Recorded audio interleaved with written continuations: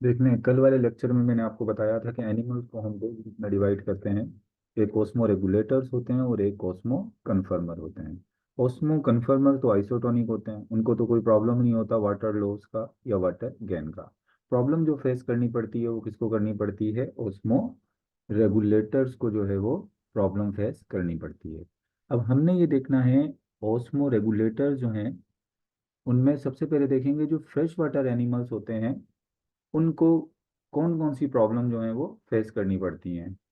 Fresh water, कुछ fresh water animals osmo regulators होते हैं और मेरीन वाटर एनिमल्स भी ऑस्मो रेगुलेटर होते हैं। इसके अलावा टेरिस्ट्रियल एनिमल भी क्या होते हैं? ऑस्मो रेगुलेटर होते हैं। और ऑस्मो कन्फर्मर तो ज़्यादातर क्या होते हैं? ज़्यादातर जो है वो मेरीन वाटर एनिमल्स होते हैं। और मेरीन मेरीन वाटर इन्वर्टिब्रेट्स तो तमाम के तमाम ही क्या होते हैं? ऑस्मो कन्फर्मर होते हैं। तो अब जो ओस्मो कन्फर्मर होते हैं फ्रेश वाटर की अगर हम बात करें, तो जो फ्रेश वाटर की जो एक्सटर्नल इन्वायरमेंट होती है वो कैसी होती है? वो होती है हाइपोटोनिक। आपको पता है हाइपोटोनिक इन्वायरमेंट कैसी होगी? जिसमें वाटर की कंसंट्रेशन ज़्यादा होगी और सॉल्ट की कंसंट्रेशन क्या होगी? कम होगी। मिसाल के तौर पे मैं अगर यहाँ पर एक फिश बना देता हूँ और मैं इसको कहता हूँ कि ये क्या है? ये marine water, sorry fresh water क्या है? ये फिश। अब मिसाल के तौर पे बाहर जो फ्रेश वाटर है वो कितना है? बाहर फ्रेश वाटर है,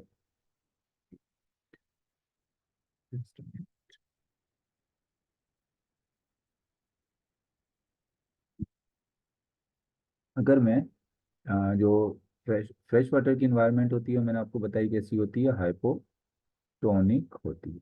अब मैं मिसाल के तौर पे यहाँ पर एक फिश बना देता हूँ।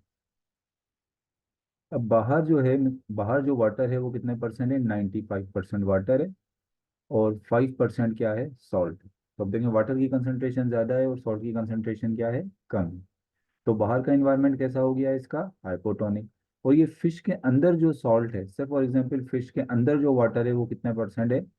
फिश के अंदर वाटर जो है वो 75% है और 25% क्या है? सॉल्ट है। तो अब इसकी जो इंटरनल इन्वायरमेंट हो गई, अब इसकी जो इंटरनल इन्वायरमेंट हो गई वो क्या हो गई? हाइपरटोनिक हो गई। यानी एक्सटर्नल इन्वायरमेंट के मुकाबले में इंटरनल इन्वायरमेंट में वाटर की कंसंट्रेशन क्या है? कम है। एक्सटर्नल इन्वायरमेंट के मुकाबले में इंटरनल इन्वायरमेंट के अंदर वाटर की कंसंट्रेशन कम है, तो इंटरनल इन्वायरमेंट को हम क्या कहेंगे? हाइपरटोनिक। और बाहर वाटर ज़्यादा है तो उसको हम क्या कहेंगे? हाइपोटोनिक। और अगर हम सॉल्ट को देखें तो बाहर जो है वो सॉल्ट कम है और अंदर सॉल्ट क्या है? ज़्यादा है। तो अगर बाहर के मुकाबले में सॉल्ट अंदर ज़्यादा हो तो वो इन्वायरमेंट क्या होती है? हाइपरटोनिक। और अंदर के मुकाबले में बाहर क्या है? बाहर सॉल्ट कम है तो बाहर की इन्वायरमेंट कैसी हो गई? बाहर की इन्वायरमेंट हो गई हाइपोटोनिक। तो एक तो बात हमें ये पता लगी कि जो फ्रेश वाटर एनिमल्स होते हैं इनकी जो एक्सटर्नल इन्वायरमेंट है वो कैसी है? हाइपोटोनिक है और इंटरनल इन्वायरमेंट क्या है? हाइपरटोनिक। अब इसकी वजह से प्रॉब्लम क्या आता है? एक्सटर्नल इन्वायरमेंट हाइपरटोनिक हो गई और इंटरनल इन्वायरमेंट क्या हो गई? जो है वो हाइपर हाइपर हो गई और बाहर की हाइपो हो गई। तो इसकी वजह से प्रॉब्लम क्या आएगा? इसकी वजह से देखो प्रॉब्लम ये होता है, water enter into the body by and osmosis. अब आपको पता है कि वाटर हमेशा हाई कंसंट्रेशन से कहाँ जाता है? लो कंसंट्रेशन की तरफ जाता है। अब क्या होगा? मिसाल के तौर पे बाहर वाटर है 95% और अंदर जो वाटर है 75% है। वाटर हाई से कहाँ की तरफ मूव करेगा? लो की तरफ। यानी वाटर जो है वो 95 से जाएगा किस तरफ? 75 तरफ। अब इसको जब वाटर आउटसाइड टू इनसाइड जाएगा तो इसको हम क्या कहेंगे? इसको हम कहेंगे एंड ऑस्मोसिस। अब बाहर से पानी कहाँ जा रहा है? अंदर की तरफ जा रहा है। और कहाँ से जाएगा? या तो इनकी स्किन से जाएगा या फिर कहाँ से जाएगा? इनके गिल्स के जरिए वाटर कहाँ जाएगा? अंदर जाएगा। जब अंदर वाटर ज्यादा होगा तो उसकी वजह से क्या होगा? उसकी वजह से इनका इंटरनल ऑस्मोटिक बैलेंस क्या होगा? डिस्टर्ब हो जाएगा। इनका जो ऑस्मोटिक बैलेंस है वो क्या है? 75% वाटर और 25% क्या है? सॉल्ट है। यही ऑस्मोटिक बैलेंस है इनका। इनको इसी, इनके एंजाइम्स का, इनके अंदर का जो मेटाबॉलिज्म है वो इसी पर काम करता है, 75% वाटर और मैं से फॉर एग्जांपल 25% सॉल्ट पर। अगर ये डिस्टर्ब हो गया तो इनका मेटाबॉलिज्म भी क्या हो जाएगा? डिस्टर्ब हो जाएगा। मिसाल के तौर पे अंदर पानी ज़्यादा आ गया तो 75 से पानी हो गया ये 85%। क्या हो गया? 85%। और अंदर सॉल्ट ज़्यादा है और बाहर सॉल्ट कम है तो अंदर से सॉल्ट भी बाहर जाएगा। डिफ्यूजन होगी ना जो हाई कंसंट्रेशन से लो कंसंट्रेशन की तरफ, तो अंदर सॉल्ट भी कम हो जाएगा। तो मतलब ये हुआ कि इनको प्रॉब्लम क्या फेस करना पड़ रहा है, इनको प्रॉब्लम ये फेस करना पड़ रहा है कि इनकी बॉडी के अंदर क्या आ रहा है, इनकी बॉडी के अंदर वाटर ज़्यादा आ रहा है, यानी वाटर इनकी बॉडी में इन हो रहा है, और जो सॉल्यूट है वो इनकी बॉडी से क्या हो रहा है, आउट हो रहा है, जिसकी वजह से इनका नॉर्मल जो ऑस्मोटिक बैलेंस है वो क्या हो रहा है, वो डिस्टर्ब हो रहा है। ये प्रॉब्लम आ रहा है किसके साथ, ऑस्मो रेगुलेटर फ्रेश वाटर जो एनिमल्स हैं उनके साथ। अब इस प्रॉब्लम को सॉल्व करने के लिए इनके पास क्या मेथड है, वो मेथड देख लेते हैं। तो method of osmo regulation in fresh water animals, या आप ये भी कह सकते हैं कि फ्रेश वाटर एनिमल्स के पास कौन सी एडॉप्टेशन है। प्रॉब्लम इनके पास क्या आ रहा है, इनके पास प्रॉब्लम ये आ रहा है कि इनके पास वाटर का क्या हो रहा है, इनके पास वाटर का हो रहा है इनफ्लक्स, यानी वाटर बॉडी के अंदर आ रहा है, और जो सॉल्ट है उसका क्या हो रहा है, एक्सफ्लक्स। अब बॉडी के अंदर जो ज्यादा वाटर आ गया है, मिसाल के तौर पे ये 75% वाटर था, 10% एक्स्ट्रा आ गया, 85 हो गया, तो ये तो ज्यादा हो गया। तो अब इस 10% को इन्होंने बाहर निकालना है। और इसी तरीके से सॉल्ट जो है, इनके पास जो है वो सॉल्ट 25% था, 5% बाहर चला गया, तो कितना हो गया, 25%। इस सॉल्ट को दोबारा अंदर लाना है, समझ रहे हो ना। ये 10% जो वाटर है, वाटर को कहाँ निकालना है इन्होंने, बाहर। और ये जो सॉल्ट है इसको कहाँ लेकर आना है, अंदर लेकर आना है। इसको मैं चले आपको इस तरह से समझा देता हूँ कि अब इनको इनको अपने प्रॉब्लम को सॉल्व जो करेंगे वो कुछ इस तरह से करेंगे प्रॉब्लम को सॉल्व, कि जो वाटर आया है, वाटर बाहर से कहाँ आ गया, ये वाटर बाहर से ये अंदर की तरफ आ गया, और सॉल्ट अंदर से कहाँ चला गया है, ये बाहर। अब काम क्या करना है, ये जो वाटर बाहर से अंदर आया है, इनसाइड आया है, ये चीज, ये क्या है, ये इनसाइड है बॉडी का, और ये क्या है, ये है आउटसाइड। अब क्या करना है, ये जो वाटर इनसाइड आ गया है इसको दोबारा आउटसाइड भेजना है, और सॉल्ट जो आउटसाइड चला गया है उसको दोबारा कहाँ लेकर आना है, इनसाइड। अब इसके लिए करेंगे क्या, इसको हमने देखना है। चलिए, तो इसके लिए the water influx and salt removal are balance from kidney, यानी ये किसके जरिए होगी, ये काम जो है, ये दोनों काम, यानी वाटर का इनफ्लक्स, वाटर का, सॉरी, वाटर इनफ्लक्स नहीं होगा, वाटर का जो है वो ई फ्लेक्स होगा, और सॉल्ट जो है, सॉल्ट का क्या होगा, इनफ्लक्स होगा। तो अब देखो, ये दोनों काम जो है वो कैसे होंगे। अब पहला काम, जो वाटर को बाहर निकालना है, जो एक्स्ट्रा वाटर आ गया उसको कहाँ निकालना है, बाहर निकालना है। अब वाटर को बाहर निकालने के लिए क्या प्रोड्यूस करेंगी, प्रोड्यूस डाइल्यूट यूरिन, यानी ये जो 10% वाटर ज्यादा आ गया था, मैंने आपको बताया था ना कि पहले इनके पास 75% वाटर था, अब बाहर से 10% वाटर और आ गया। अब इस 10% वाटर को किसके जरिए निकाल देंगे, यूरिन के जरिए। और जब यूरिन में वाटर ज्यादा हो जाता है तो ऐसे यूरिन को हम क्या कहते हैं, डाइल्यूट यूरिन। तो ये वाटर वाला प्रॉब्लम तो सॉल्व हो गया, जो एक्स्ट्रा वाटर आया था 10%, उसको कहाँ से बाहर निकाल दिया, यूरिन के जरिए बाहर निकाल दिया, तो दोबारा कितना हो गया, 75%। डाइल्यूट यूरिन, डाइल्यूट यूरिन किस यूरिन को कहते हैं, जिसमें हाई कंसंट्रेशन होती है किसकी, वाटर की। ये तो हो गया प्रॉब्लम सॉल्व किसका, वाटर का। लेकिन दूसरा प्रॉब्लम एक और भी है, कि इनके पास एक और प्रॉब्लम ये है कि सॉल्ट जो बॉडी के अंदर ज्यादा हो गया है, इसकी बॉडी के अंदर, सॉरी, सॉल्ट कम हो गया ना, क्योंकि इसकी बॉडी से सॉल्ट भी रिमूव हो जाता है। और दूसरी बात है, यूरिन के साथ भी बाज़ दफा कुछ सॉल्ट निकलता है, तो उसको जो यूरिन के साथ जो सॉल्ट बाहर निकलेगा, जाहिर सी बात है, जब यूरिन के साथ वाटर निकलता है तो क्या निकलता है, सॉल्ट भी निकलता है। तो उसके लिए क्या होता है, उसके लिए एक काम ये होता है कि मिसाल के तौर पे ये इसकी किडनी है, इसकी किडनी में जो ये यूरिन बना, कि इस किडनी में जो यूरिन बना, इस यूरिन में से किडनी क्या एब्जॉर्ब कर लेती है, सॉल्ट, सोडियम, क्लोरीन, ये जितने भी सॉल्ट हैं ये क्या होंगे, एब्जॉर्ब होंगे। और ये सॉल्ट एब्जॉर्ब करके किसको दे देती है, ब्लड को दे देती है। और बाकी जो यूरिन होता है वो क्या हो जाता है, पास हो जाता है। तो मतलब इसकी किडनी का जो फिल्ट्रेशन रेट है वो भी क्या है, हाई है, और वो क्या करता है, रीअब्जॉर्ब कर लेता है सॉल्ट को, और उसको सेंड बैक कर देता है किसको, ब्लड को। सही है। अब अगर थोड़ा बहुत सॉल्ट बाहर निकल भी जाए इसके जरिए, अगर वो सॉल्ट निकल भी गया अगर यूरिन के साथ थोड़ा, तो फिर इसके पास क्या लगे होते हैं, इसके पास मौजूद होते हैं आयनोसाइड्स। आयनोसाइड्स क्या होते हैं, स्पेशलाइज सेल्स होते हैं located in gills and in skin of fresh water organism. अब आपको पता है ये फिश क्या है, ये फ्रेश वाटर ऑर्गेनिज्म है। अब इसकी जो है वो एक तो स्किन पर और इसके गिल्स के अंदर स्पेशल सेल लगे हुए होते हैं, जिनको हम क्या कहते हैं, आइनोसाइट्स। अब आइनोसाइट्स जो होते हैं इनका फंक्शन क्या होता है, अगर हम यहाँ पर देखें कि आइनोसाइट्स क्या फंक्शन करते हैं।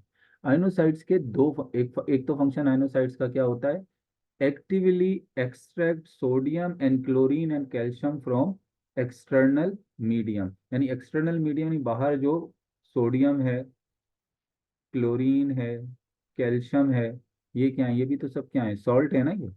इनको क्या करते हैं, गिल्स के अंदर जो ये सेल्स होते हैं ये एक्सट्रैक्ट करते हैं यानी एब्जॉर्ब कर लेते हैं। क्या करते हैं ये आयनोसाइड, इसको क्या करेंगे, एब्जॉर्ब करेंगे। जब बाहर से सॉल्ट एब्जॉर्ब करेंगे, आपको पता है बाहर इसके सॉल्ट कम है और अंदर सॉल्ट ज्यादा है। जब लो से हाई की तरफ कोई चीज जाती है तो वो कौन सी ट्रांसपोर्ट के जरिए जाती है, वो एक्टिवली जाती है, और इसमें क्या इस्तेमाल होती है, एनर्जी इस्तेमाल होती है। भाई आप इधर देखें ना, मैं इसको दोबारा इस तरह से बना दूं कि मैंने आपको बताया था इसकी बॉडी के अंदर 25% सॉल्ट था, अब कितना रह गया, 20। अब 5% सॉल्ट इसको क्या करना है, दोबारा एब्जॉर्ब करके कहाँ लेकर आना है, दोबारा लेकर आना है किसमें, अपनी बॉडी में। अब यहाँ वाटर सॉल्ट जो है वो लो है और यहाँ पर सॉल्ट क्या है, हाई है। जब लो से हाई की तरफ कोई चीज जाएगी तो वो कौन सी ट्रांसपोर्ट के जरिए जाएगी, एक्टिव ट्रांसपोर्ट के जरिए। और इसमें क्या यूज होगी, इसमें एनर्जी यूज होगी, ताकि ये दोबारा कितना बैलेंस कर ले, ये दोबारा अपना सॉल्ट का वही 25% को क्या कर दे, बैलेंस कर ले। तो आइनोसाइड का एक काम क्या हो गया, आइनोसाइड का एक काम हमने यहाँ पर देख लिया कि इसकी वजह से क्या होता है, इसकी वजह से जो है वो सोडियम, क्लोरीन और कैल्शियम क्या होते हैं, एब्जॉर्ब होते हैं। फिर एक और चीज, इसके अलावा ये एक और भी काम करते हैं, ये हाइड्रोजन और बाइकार्बोनेट जो आइंस होते हैं उनको भी क्या करता है, उनको भी रिलीज करवाता है। मिसाल के तौर पे इधर देखो, अगर इसकी बॉडी में हाइड्रोजन ज्यादा होगा तो क्या होगा, तो इसकी पीएच बढ़ जाएगी ना, पीएच बढ़ जाएगी, तो ये आयनोसाइड्स के जरिए हाइड्रोजन कहाँ रिलीज हो जाएंगे, बाहर। अगर इसकी बॉडी में बाइकार्बोनेट आयन ज्यादा होंगे तो पीएच कम हो जाएगी, बेसिक हो जाएगा। तो ये बाइकार्बोनेट अगर ज्यादा हो गए तो वो कहाँ रिलीज हो जाएंगे, बाहर हो जाएंगे। तो मतलब कहने का ये है कि ये जो आयनोसाइड्स होते हैं ये क्या कर रहे हैं, सोडियम को, क्लोरीन को और कैल्शियम को क्या कर रहे हैं, बॉडी के इनसाइड लेकर आ रहे हैं। लेकिन अगर इनसाइड हाइड्रोजन और बाइकार्बोनेट आयन ज्यादा हो गए तो उसको कहाँ निकाल देंगे, बाहर। और बाहर क्यों निकालते हैं, ताकि अपने एसिड और बेस को क्या कर सकें, बैलेंस कर सकें। तो ये हमने बात कर ली किसकी, फ्रेश वाटर एनिमल्स के अंदर हमने बात करी कि फ्रेश वाटर एनिमल्स को प्रॉब्लम क्या क्या होते हैं, क्या उनके प्रॉब्लम्स हैं, और उन प्रॉब्लम का सॉल्यूशन क्या है। ये हमने उसके क्या देख लिए, सॉल्यूशन देख लिए। क्लियर हो गया यहाँ तक, आगे चलें, मेरीन वाटर एनिमल्स की तरफ चलें। इससे रिलेटेड कोई क्वेश्चन हो तो करो, ताकि फिर हम जो है वो ऑस्मो रेगुलेशन है, मेरीन वाटर एनिमल्स जो होते हैं उनके क्या प्रॉब्लम्स हैं, उन प्रॉब्लम्स का उनके पास क्या सॉल्यूशन है, ये फिर हम जो है वो आगे देखते हैं। तो मेरीन वाटर एनिमल्स की अगर हम बात करें, यानी मेरीन वाटर में जो फिश होती हैं अगर हम उनकी बात करें, तो उनका जो एक्सटर्नल इन्वायरमेंट होता है वो होता है हाइपरटोनिक। क्यों हाइपरटोनिक होगा भाई, आपको पता है ना कि जो मेरीन वाटर होता है उसके अंदर जो सॉल्ट होता है वो क्या होता है, ज्यादा होता है, और वाटर क्या होता है, कम होता है। अब मैं इसे अपोजिट कर देता हूँ इसका, कि बाहर जो सॉल्ट है वो 25% है और वाटर कितने परसेंट है, 75% क्या है, से फॉर एग्जाम्पल वाटर है। और बॉडी के अंदर, अब मेरीन वाटर की जो के अंदर जो फिश है उसकी बॉडी के अंदर वाटर कितने परसेंट है, उसकी बॉडी के अंदर से फॉर एग्जाम्पल वाटर 95% है, एग्जाम्पल के तौर पे ले लेते हैं। और सॉल्ट कितने परसेंट है, सॉल्ट है 5%। तो क्या मैं कह सकता हूँ कि अब इसके अंदर की इन्वायरमेंट क्या है, इसके अंदर की इन्वायरमेंट है हाइपोटोनिक। फ्रेश वाटर के बिल्कुल अपोजिट हो गया, अंदर की इन्वायरमेंट हाइपोटोनिक हो गई और बाहर की इन्वायरमेंट क्या हो गई, हाइपरटोनिक हो गई, और अंदर की क्या हो गई, हाइपोटोनिक हो गई। अब इसको क्या प्रॉब्लम होगा, अब इसके साथ प्रॉब्लम ये है कि सीवियर डिहाइड्रेशन हो जाएगी भाई। अब पानी हमेशा हाई कंसंट्रेशन से लो कंसंट्रेशन की तरफ जाता है, तो अंदर से पानी कहाँ जाएगा? बाहर की तरफ। अंदर से पानी बाहर की तरफ जाएगा, और बाहर से सोल्ट कहाँ आएगा? अंदर की तरफ आएगा। चीजें हाई से लो की तरफ जाती हैं, तो उसकी वजह से क्या होगा? एक चीज ये होगी, इसको सीवियर डिहाइड्रेशन हो जाएगी। और retaining salt enter the body by drinking water, जब इसको पानी जब इसकी बॉडी से बाहर निकलेगा तो ये पानी पिएगी। जब ये पानी पिएगी तो बाहर के पानी के साथ सॉल्ट भी अंदर आ जाएगा, और जब सॉल्ट अंदर आ जाएगा, retaining the salt enter the body by drinking of water, यानी पानी पिएगी तो उसके साथ बाहर का सॉल्ट भी अंदर आ जाएगा, जिसकी वजह से बैलेंस जो होगा इसका ऑस्मोरेगुलेटरी जो कंपोनेंट्स हैं, मतलब ऑस्मोरेगुलेटरी कंपोनेंट्स मतलब वाटर 95% होना चाहिए था, साल्ट 5% होना चाहिए था, ये क्या हो गया? ये अब क्या हो जाएगा? इनबैलेंस हो जाएगा। इसका बैलेंस खत्म हो जाएगा, वाटर नीचे की तरफ हो थोड़ा जाएगा, और सॉल्ट क्या हो जाएगा? ऊपर की तरफ चला जाएगा। तो ये क्या थे? ये इसके साथ प्रॉब्लम थे, यानी इसका प्रॉब्लम बिल्कुल जो है वो अपोजिट है किसके? फ्रेश वाटर फिश की। अब इसके साथ प्रॉब्लम क्या हो रहा है कि इसके साथ प्रॉब्लम ये हो रहा है कि इसके अंदर का पानी, यानी इनसाइड जो वाटर है वो कहाँ जा रहा है? आउटसाइड। और जो आउटसाइड सॉल्ट है वो कहाँ पर आ रहा है? वो आ रहा है इनसाइड। ये इसका प्रॉब्लम है। और इसका सॉल्यूशन क्या है? अब इसका सॉल्यूशन तो यही है कि जो बाहर पानी गया है उसको दोबारा अंदर लेकर आया जाए, और जो अंदर सॉल्ट आ गया है इसको दोबारा कहाँ भेजा जाए? बाहर। इसका सॉल्यूशन जो है वो यही है। चलते हैं इसके सॉल्यूशन की तरफ आगे। Method of osmo regulation in marine water animal. Marine water animals के अंदर वो कौन सी एडोप्टेशन है? इसका सॉल्यूशन क्या है? कैसे ओस्मो रेगुलेशन करते हैं? तो पहली चीज तो क्या हो गया? The drink lot of water. पहला तो काम ये क्या करेंगे? पानी बहुत ज्यादा पिएंगी ये मछलियां। जाहिर सी बात है, पानी बाहर निकल गया है, तो अब क्या करना है? ज्यादा से ज्यादा वाटर को क्या करना है? ज्यादा से ज्यादा वाटर को ड्रिंक करना है। लेकिन जब वाटर को ड्रिंक करेंगे तो उसके साथ प्रॉब्लम क्या आएगा?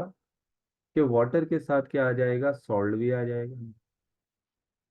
अंदर क्या आ जाएगा? सॉल्ट आ जाएगा। और बात याद रखिएगा कि जो समंदर के पानी का जो सॉल्ट होता है वो थोड़ा हार्डर होता है, साइज में थोड़े बड़ा होता है, जबकि फ्रेश वाटर के अंदर जो सॉल्ट होता है वो बहुत थिन होता है।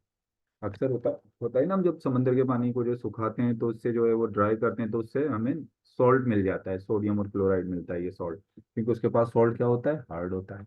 तो दूसरा काम करते हैं ये digest salt which is harder than fresh water. तो इनके इंटेस्टाइन के अंदर ये जो सॉल्ट होता है जिसके जो पीसीज हैं इसको क्या करते हैं? इसको वो डाइजेस्ट करते हैं, यानी ये जो बड़े बड़े पीसीज हैं इसको क्या करेंगे? इसको तोड़कर स्मॉल जो है वो पीसीस के अंदर या स्मॉल पार्टिकल्स के अंदर क्या करेंगे? ऐसे कन तोड़ देंगे। ये क्या किया? इसको सॉल्ट को तोड़ दिया किसके अंदर? इंटेस्टाइन में।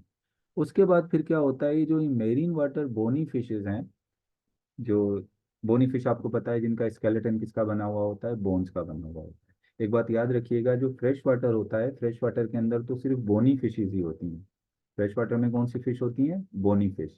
लेकिन मेरीन वाटर में दो तरह की फिश होती हैं, एक बोनी फिश और एक कौन सी फिश होती है? Cartilaginous fish. जो बोनी फिश होती है ना, इनकी जो अंदर की इन्वायरमेंट होती है वो कैसी होती है? वो हाइपोटोनिक होती है। ज्यादातर ओस्मो रेगुलेटरी प्रॉब्लम किसको होता है? बोनी फिश को। और जो कार्टिलेजिनस फिश होती हैं वो बहुत सी कार्टिलेजिनस फिश कुछ ऐसी भी होती हैं जो आइसोटोनिक होती हैं, अंदर भी इन्वायरमेंट हाइपरटोनिक होगा और बाहर भी इन्वायरमेंट क्या होगा? हाइपरटोनिक होगा। यहाँ पर बात किसकी कर रहे हैं? बोनी फिश की। तो in bony fish the gills, kidney and digestive tract are involved in maintenance of body fluid balance। यानी इनका जो बॉडी फ्लूइड बैलेंस है, वाटर को ज़्यादा रखना है और सॉल्ट को कम रखना है, इसको बैलेंस करने में कौन कौन सी चीज़ें हेल्प करती हैं? गिल्स हेल्प करते हैं, किडनी हेल्प करती है, और डाइजेस्टिव ट्रैक हेल्प करता है। अब डाइजेस्टिव ट्रैक कैसे हेल्प कर रहा है? मैंने अभी आपको बता दिया कि इन्होंने पानी ज़्यादा पिया, और पानी के अंदर जो सॉल्ट आया उसको क्या किया? उसको जो है वो डाइजेस्ट कर दिया, उसको छोटे छोटे पीसेस के अंदर क्या कर दिया? तोड़ दिया।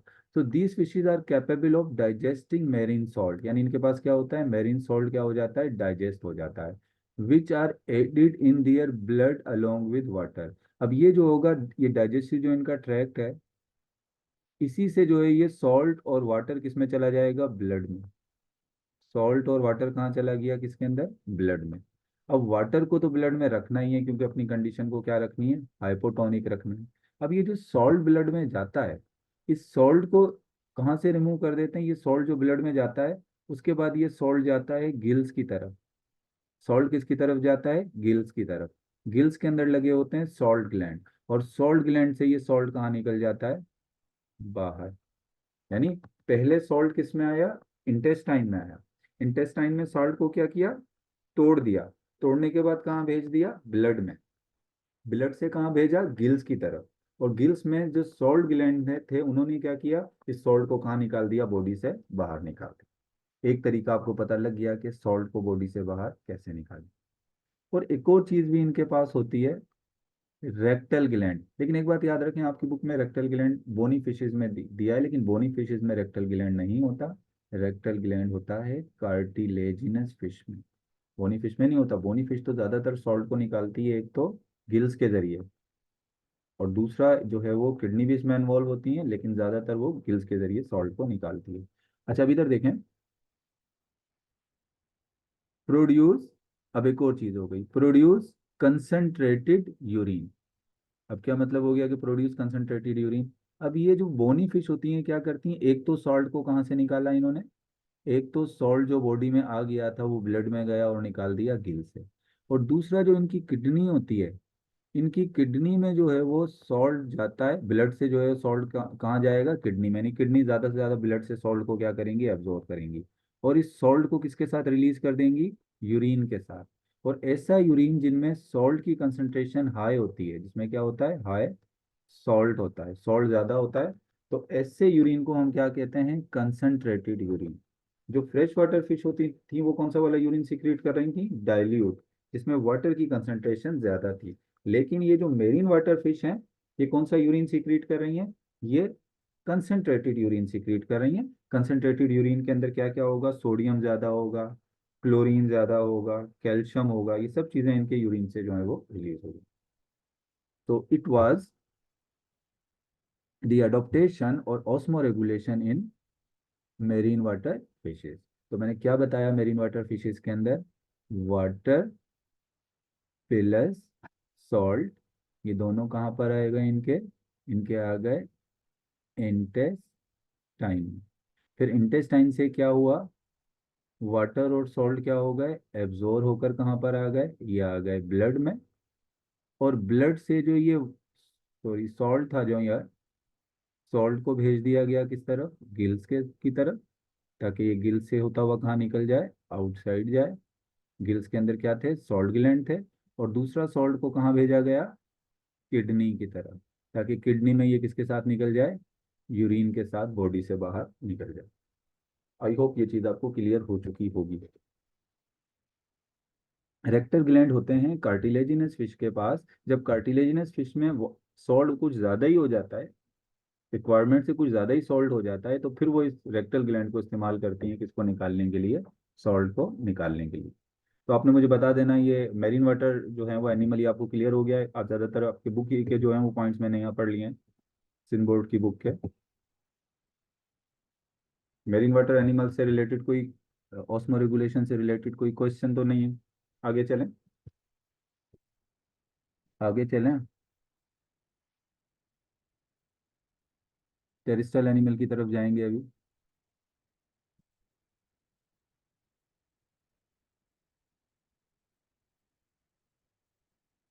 कोई क्वेश्चन हो तो करें।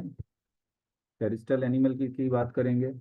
सबसे पहले तो जो ज़मीन पर रहने वाले एनिमल्स हैं, टेरिस्टल एनिमल्स।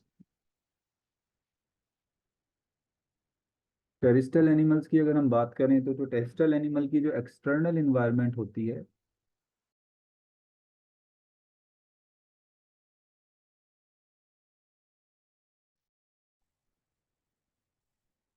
कनेक्शन में कोई प्रॉब्लम आ गया था, मैं दोबारा इसको जो है, तो बात हम कर रहे थे टेरिस्टल एनिमल्स की। तो टेरिस्टल एनिमल जो होते हैं, हम भी टेरिस्टल एनिमल हैं, ज़मीन पर रहते हैं।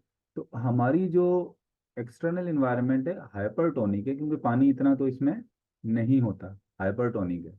लेकिन इसके अलावा मॉडरेट भी हो सकती है, यानी हमें नॉर्मल पानी भी मिल सकता है। और जो डेजर्ट वाली जगहों पे जो एनिमल रहते हैं, जहाँ डेजर्ट में तो पानी बहुत कम होता है, तो वो कैसी हो सकती है, वो एक्सट्रीम भी हो सकती है।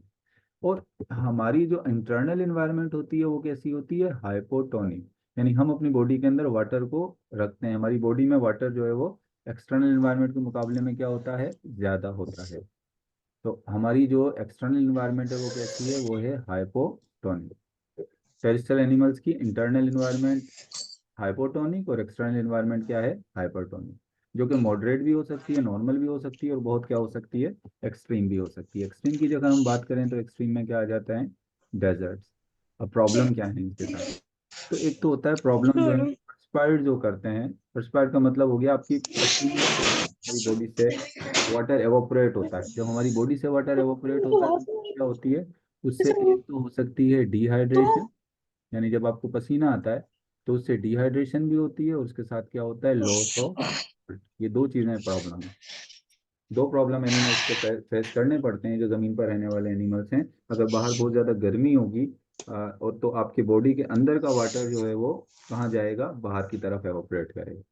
और जब वाटर एवोपरेट करेगा तो उसके साथ क्या होगा, उसके साथ सॉल्ट भी बॉडी से निकलेगा। तो उससे क्या होगा, इम्बेलेंस हो जाएगा ना आपका, ऑस्मोटिक क्या हो जाएगा, इम्बेलेंस होगा। अब इसका जो है वो सॉल्यूशन क्या है, ऑस्मो रेगुलेशन कैसे होती है टेरिस्ट्रियल एनिमल्स के अंदर। तो कहता है कि आपकी बुक क्या, terrestrial organism can loss water from integument. अब टेरिस्ट्रियल एनिमल कहाँ कहाँ से अपने वाटर को लॉस कर सकते हैं, अगर तो एक तो हम लॉस कर सकते हैं किससे, इंटेग्यूमेंट। इंटेग्यूमेंट्स किसको हम कहते हैं, जो हमारी आउटर कवरिंग्स होती हैं। हमारी क्या होती है, स्किन को जो ऑर्गन कवर किया हुआ होता है, आउटर कवरिंग के अंदर हमारे क्या आ जाती है, एपिडर्मिस, स्किन की लेयर हो गई। डर्मिस हमारी इंटेगुमेंट है। और स्किन के अंदर जो ग्लैंड्स लगे हुए होते हैं, ये सब क्या है, इन सबको हम कहते हैं इंटेगुमेंट। तो अब क्या होता है कि क्यों? जो टेरिस्ट्रियल एनिमल्स होते हैं उनका वाटर कहाँ कहाँ से लॉस हो सकता है, एक तो क्या रे? वाटर लॉस हो सकता है आपके खा लेंगे। इंटेगुमेंट से। इंटेगुमेंट का मतलब क्या हो गया, ये छोले आपकी स्किन मंगा लो से खाली, छोड़ दो। और आपकी स्किन पे जो ग्लैंड्स लगे हैं इनसे वाटर क्या हो सकता है, रिमूव हो सकता है। इसके अलावा एक्सक्रीशन, मम्मा जब खाली आप नहीं, यूरिन पास छोड़ दो, ये करते हो छोले तो लेके नहीं यूरिन के आते। साथ भी वाटर क्या होता है, बॉडी से बाहर निकलता है। ड्यूरिंग एक्सलेशन, ड्यूरिंग क्यों? ब्रीदिंग, ब्रीदिंग में जब मम्मा खाली नहीं, एक्सहेल वैसे छोले करते तो हो, है। जब आप सांस बाहर निकालते हो तो उसके साथ भी कुछ वाटर क्या होता है, बॉडी से बाहर निकलता है। तो जो टेरेस्ट्रियल एनिमल्स होते हैं उनकी वाटर जो बॉडी से निकलता है, इंटेगुमेंट्स के जरिए निकल सकता है, एक्सक्रीशन के थ्रू निकलता है, यानी यूरिन यूरिन के साथ पास होता है। और जब आप एयर जो है वो एक्सहेल करते हो तो उसके साथ भी बॉडी का कुछ वाटर निकलता है। तो कहता है therefore they have evolved many adaptation in response to environmental stress. ये इन्वायरमेंटल जब स्ट्रेस होता है, जितनी ज़्यादा गर्मी होगी तो उतना ज़्यादा पानी आपकी बॉडी का बाहर क्या होगा, एवापोरेट होगा। तो अब हम देखते हैं कि वो कौन कौन सी अडॉप्टेशन है जो वाटर को जो है वो बैलेंस रखने में काम करती हैं। सबसे पहले तो क्या करना है, प्रिवेंट करना है वाटर को कहाँ से निकलने से, prevent water loss from outer covering, from the skin, loss from skin. यानी वाटर का कहाँ से लॉस को, है ना, स्किन के जरिए। अब किस किस तरीके से वाटर लॉस स्किन से रोका जाता है, अक्सर एनिमल्स की स्किन के ऊपर कैराटिन, एक प्रोटीन की लेयर चढ़ी होती है जिसको हम कहते हैं कैराटिन। एक प्रोटीन की लेयर होती है। मेरी वॉइस नहीं आ रही है शहर, शहर आपको मेरी वॉइस नहीं आ रही है, बताओ बाकी स्टूडेंट्स को भी मेरी वॉइस नहीं आ रही है। तो जो कैराटिन होता है, हमारी स्किन की जो लेयर होती है, रिकॉर्डिंग में आपके साथ शेयर कर लूंगा अगर आपको मेरी वॉइस नहीं आई है। ये देखो, हमारी जो स्किन होती है, मिसाल के तौर पे ये हमारी स्किन है, हमारी स्किन के ऊपर चढ़ी होती है कैराटिन की लेयर। एक कैराटिन एक प्रोटीन है, प्रोटीन की लेयर चढ़ी होती है। ये क्या करती है, अंदर से पानी को बाहर एवापोरेट होने से रोकती है। इसी तरीके से जो आर्थ्रोपोड्स होते हैं, आर्थ्रोपोड्स के ऊपर, स्किन के ऊपर एक काइटिन की लेयर चढ़ी होती है जो उनका एक्सोस्केलेटन होता है। तो वो भी बॉडी से वाटर को लॉस को रोकता है। इसी तरीके से जो स्नेल्स होते हैं उनके ऊपर शेल होता है कैल्शियम कार्बोनेट का, जो कि वाटर के लॉस को रोकता है। और वो भी क्या होता है, वो भी होता है एक्सोस्केलेटन। तो ये जो मैंने तीन चीजें आपको बताई हैं, स्किन के ऊपर की तरफ होती हैं मुख्तलिफ एनिमल्स के, जिनका काम क्या है, जो कि prevent water loss from skin. ये तीनों चीजें एज अ एक्सोस्केलेटन काम करती हैं, यानी स्किन से बाहर की तरफ। और ये किस चीज को रोकती हैं? वाटर लॉस को रोकती हैं। किससे? आपकी स्किन से। तो स्किन से तो वाटर लॉस इस तरीके से रुक गया। अब दूसरी चीज क्या हो गई? अब दूसरा जो प्रॉब्लम है वो है हमारी एक्सक्रीशन।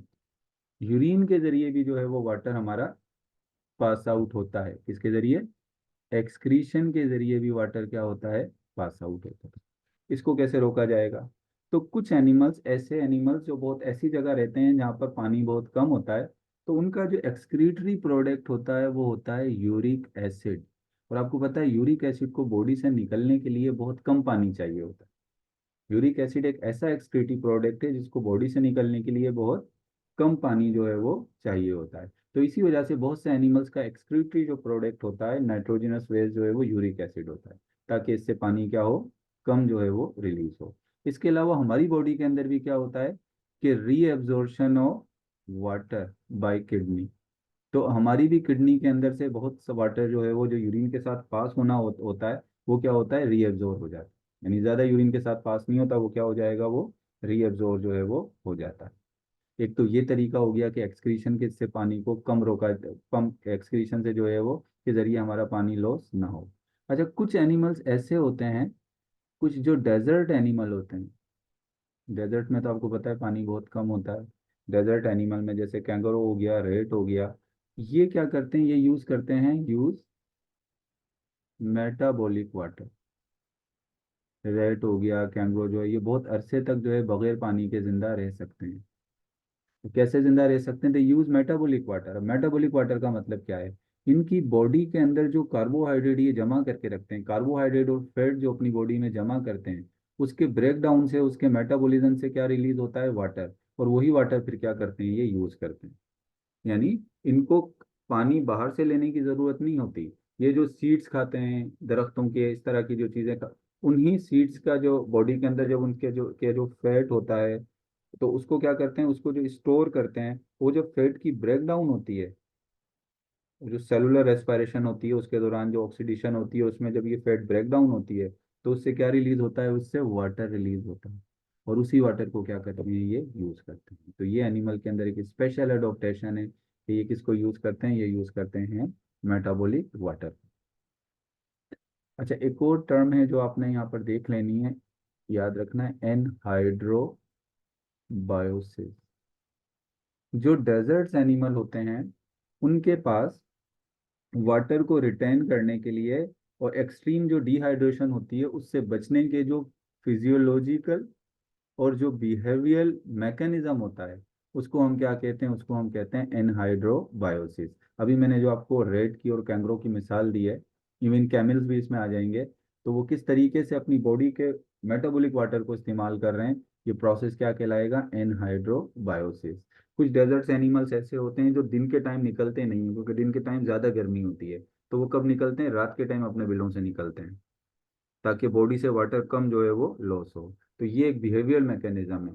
तो फिजियोलॉजिकल और बिहेवियर मैकेनिज्म के जरिए अपनी बॉडी के वाटर को जो है वो स्टोर करना या उसको बचाना, ये क्या कहलाता है? ये कहलाता है एनहाइड्रोबायोसिस। बस आज हमने ये जो है वो यही डिस्कस करना था, ओस्मो रेगुलेशन डिफरेंट एनिमल्स के अंदर, फिर साथ साथ में उनकी जो है वो मेथड्स क्या हैं, ओस्मो रेगुलेशन के प्रॉब्लम्स क्या आते हैं उनके साथ।